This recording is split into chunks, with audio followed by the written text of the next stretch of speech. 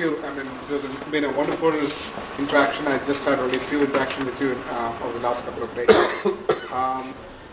Things like what you just said in terms of, let's say, food waste itself, right? I mean, it's very interesting to see how, let us say, the food, when you manufacture, take the case of sandwich itself.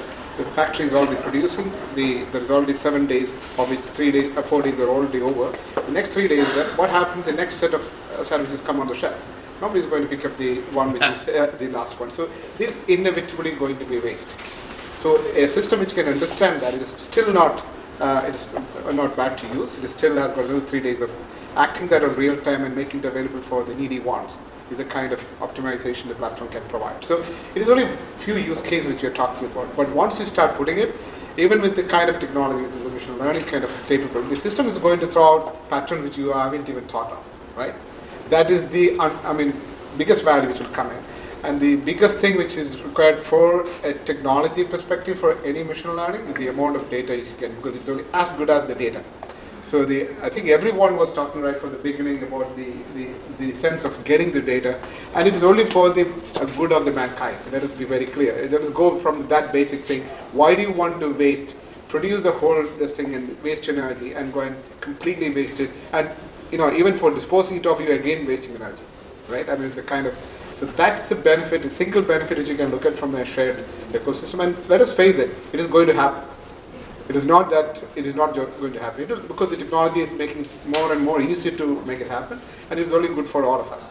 So that's the point, and whoever can take the first initiative is going to lead the opportunity. That's it. And that's the only point I wanted to put on the table, and thank you very much. It's been a very, very interesting insight for us, and thank you, Professor, and all of you, and the Dubai government and the associates who have participated in this study. Thank you very much.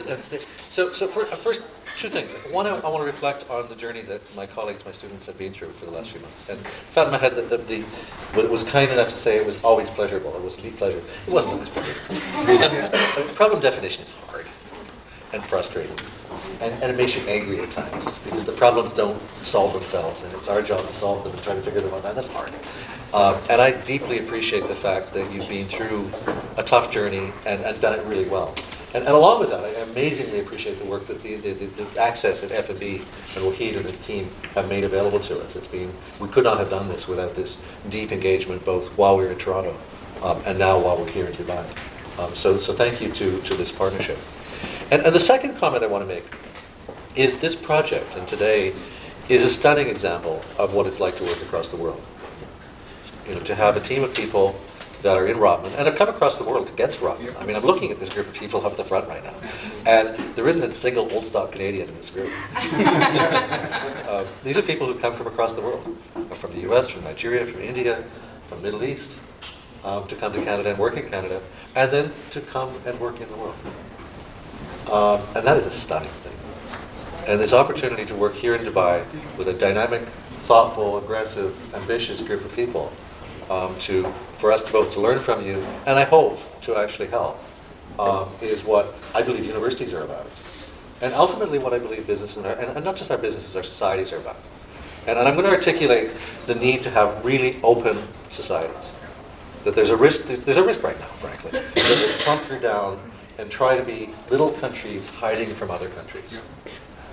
And we will kill ourselves as countries and as the world and as individuals if we do that.